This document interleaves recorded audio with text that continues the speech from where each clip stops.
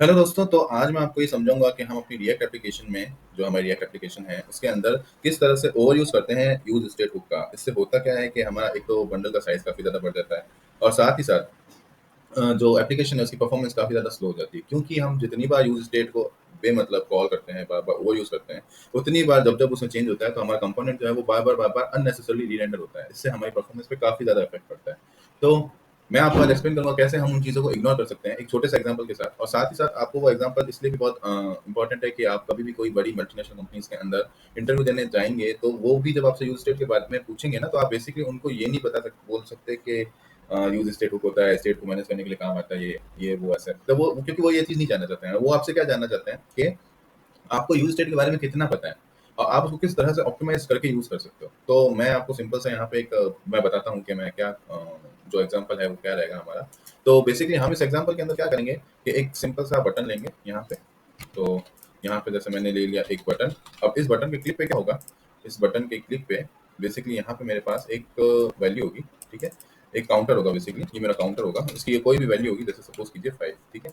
अब सॉरी, इसको counter common ले लीजिए और एक और वैल्यू होगी जो हम हमारी मल्टीप्लाई वैल्यू होगी। तो ये जो मल्टीप्लाई वैल्यू होगी, तो ये मल्टीप्लाई वैल्यू सपोज कीजिए मेरी 2 ही होगी हर बार, ठीक है।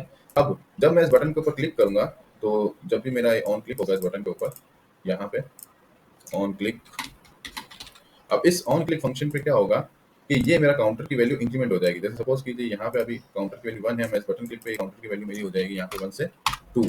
और जितनी बार ये काउंटर इंक्रीमेंट होगा उतनी बार ये 2 से मल्टीप्लाई होता रहेगा और यहाँ पे एक नई वैल्यू बन जाएगी 2 से मल्टीप्लाई होकर। तो जो भी वैल्यू होगी, जैसे अभी काउंटर 2 है, मल्टीप्लाई 2 है, तो मेरी एक वैल्यू बन जाएगी यहाँ पे 4। इस तरह से कुछ अपना छोटा सा ऐप का एक रहेगा। तो चलिए अपन कोड के अंदर देख लेते हैं इसको कैसे करते हैं। तो यहाँ पे मैंने रिएक्ट सब सेटअप कर दिए, जो भी बिल्ड है नोड मॉड्यूल्स रिएक्ट के वो सब मैंने डाल दिए। और यहाँ पे मैं एक बटन ले लेता हूँ। सबसे पहले तो मेरा बटन हो गया, इंक्रीमेंट नाम दे देता है उसे, ठीक है। और उसके बाद यहाँ पे सबसे पहले मुझे क्या चाहिए होगी इस काउंटर के लिए, काउंटर स्टेट। तो मैंने एक काउंट डिक्लेयर कर दिया, जिसके अंदर मैंने क्या किया, एक काउंटर को ले लिया, कॉमा सेट काउंटर। और यहाँ पे मैंने एक यूज स्टेट हुक यूज किया रिएक्ट का, और इसकी इनिशियल वैल्यू कर दी मैंने 1। जैसे मैंने आपको बताया था काउंटर में हम 1 से स्टार्ट करेंगे।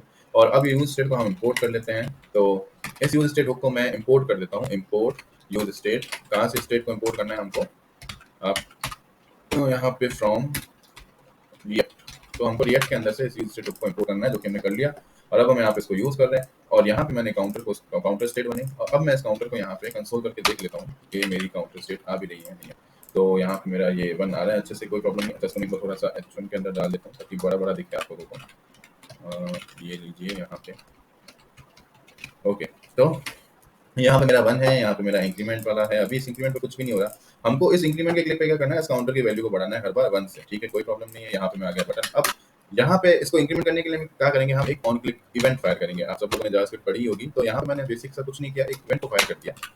देखिए यहाँ पे मैंने एक फंक्शन बनाया है इसके अंदर, ठीक है, एरो फंक्शन, जो हम ECMAScript 6 के अंदर जो यूज कर रहे हैं। तो एरो फंक्शन बनाया मैंने इसके अंदर। फंक्शन के अंदर मुझे कुछ भी नहीं करना, मुझे काउंटर को 1 से इंक्रीमेंट करना है। तो अब मैं इसको कैसे कर सकता हूँ, यहाँ पे मुझे हर वेरिएबल को सेट करने के लिए एक फंक्शन दिया जाता है। तो मैं इस फंक्शन को यूज करता हूँ सेट काउंटर। इस सेट काउंटर के अंदर मैं क्या कर देता हूँ, ये फंक्शन है, तो मैं इसको कैसे डिनोट करूंगा इसके साथ, ओके। अब यहाँ पे क्या होगा, काउंटर की वैल्यू हो जाएगी इंक्रीमेंट 1 से। तो counter basically counter plus plus, या फिर आप कह सकते हैं +1, ठीक है, हो गया। चलिए देख लेते हैं ये भी काम हो रहा है या नहीं हो रहा है। यहाँ पे आए हम, अब हमने इंक्रीमेंट पे क्लिक किया, ठीक है, काउंटर हो रहा है, चलो कोई दिक्कत नहीं है, काउंटर एकदम सही से इंक्रीमेंट भी हो रहा है। अब वापस मैं यहाँ पे आता हूँ। अब मुझे सेकंड स्टेप हमारा क्या था कि सेकंड स्टेप के अंदर हमको मल्टीप्लाई करवाना है काउंटर को 2 से, और आउटपुट को फ्रंट एंड के अंदर हमको बाइंड करवाना है।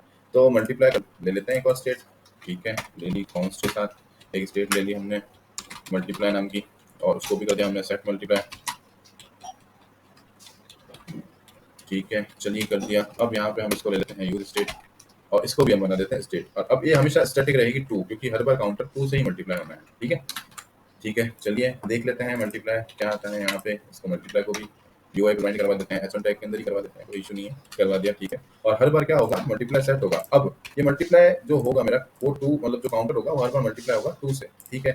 तो जब मेरा ये ऑन क्लिक बटन क्लिक पे, जब मेरा ये ऑन क्लिक इवेंट फायर हो रहा है और मेरा काउंटर सेट हो रहा है, तो इसी वक्त पे मैं क्या कर देता हूँ, मल्टीप्लाई को भी सेट कर देता हूँ और काउंटर को मल्टीप्लाई कर देता हूँ मल्टीप्लाई से। मल्टीप्लाई मेरा क्या है, 2। तो यहाँ पे मैंने सेट कर दिया इसको मल्टीप्लाई के साथ, ठीक है। चलिए देख लेते हैं हमारा काम ढंग से हो रहा है या नहीं। अब हम आ गए यहाँ पे वापस से, अब ये मेरा 1 है इनिशियल स्टेट और मेरा हमेशा जो काउंटर स्टेट रहेगी वो मल्टीप्लाई स्टेट रहेगी वो 2 ही रहेगी। अब जैसे ही मैं इस पे क्लिक करूँगा, ये मेरा 2 हो जाना चाहिए, ये मेरा 4 हो जाना चाहिए। तो मैंने क्लिक किया, चलिए ये तो 2 हो गया लेकिन ये तो 4 हुआ ही नहीं।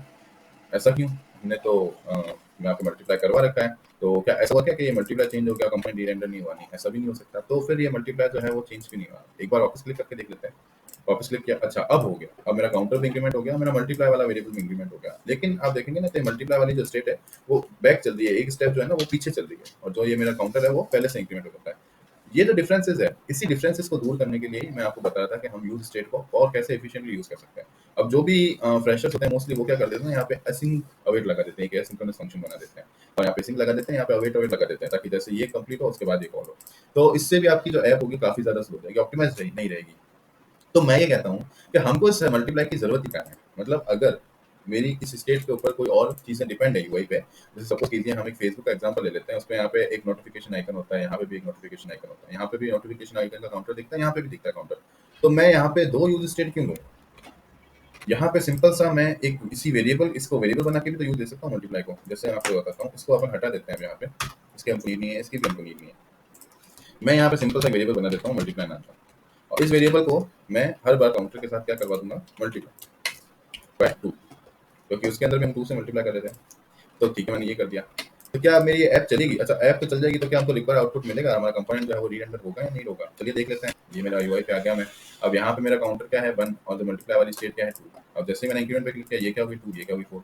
अब इमीडिएटली मल्टीप्लाई हो गई। फिर इंक्रीमेंट पे क्लिक किया, फिर ये 3 हो गई, फिर ये 6 हो गई, फिर इमीडिएटली मल्टीप्लाई हो गई, फिर इमीडिएटली मल्टीप्लाई हो गई। इस तरह से अब देखिए आप कितनी एफिशिएंटली वर्क कर रही है हमारी ऐप।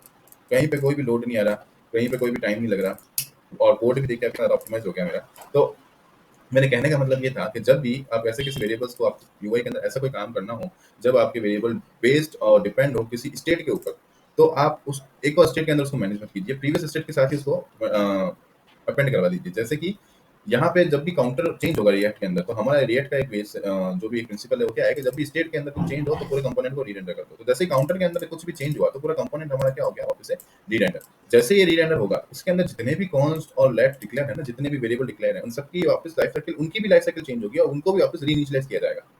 है ना? जब भी कंपोनेंट की लाइफ साइकिल यूज स्टेट पे डिपेंड करती है। तो अगर आपने इस यूज स्टेट को चेंज किया है, तो हमारा री-रेंडर होने के बाद कंपोनेंट वापस से सारे के सारे जितने भी कॉन्स्ट और लेट वेरिएबल डिक्लेयर है, उनको वापस से री-इनिशियलाइज करेगा और उस री-इनिशियलाइजेशन के दौरान ही हम यहाँ पे अपना काम कर लेंगे मल्टीप्लाई के अंदर। अब आप मुझे एक बात बताइए, अगर मेरे पास कुछ प्रीवियसली जैसे मेरा यहाँ पे 2 यूज स्टेट थी, एक तो ये थी यूज स्टेट और एक और यूज स्टेट बना दी। अब देखिए पहले तो कंपोनेंट यहाँ री-रेंडर हुआ, फिर जो दूसरी मल्टीप्लाई वाली स्टेट थी वापस से वहाँ री-रेंडर हुआ।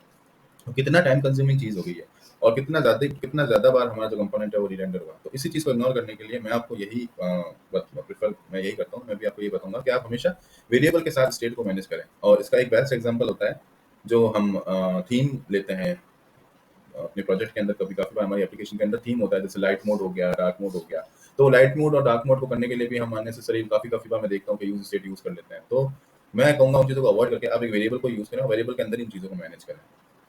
ठीक है, तो उम्मीद है आपका कोशिश करूँगा मैं आपको और अच्छे से चीज़ों को समझा पाऊँ। उम्मीद है ये भी आपको चीज़ें समझ में आई होंगी, जो चीज़ मैं कह रहा हूँ, जो मैं बताना चाह रहा हूँ। तो अगर आपको पसंद आया तो प्लीज़ आप लाइक कीजिए, और अगर कोई भी आपको डाउट्स हैं तो आप कमेंट में मेरे से पूछिए, मैं बिल्कुल आपको रिप्लाई करूँगा। Thank you so much.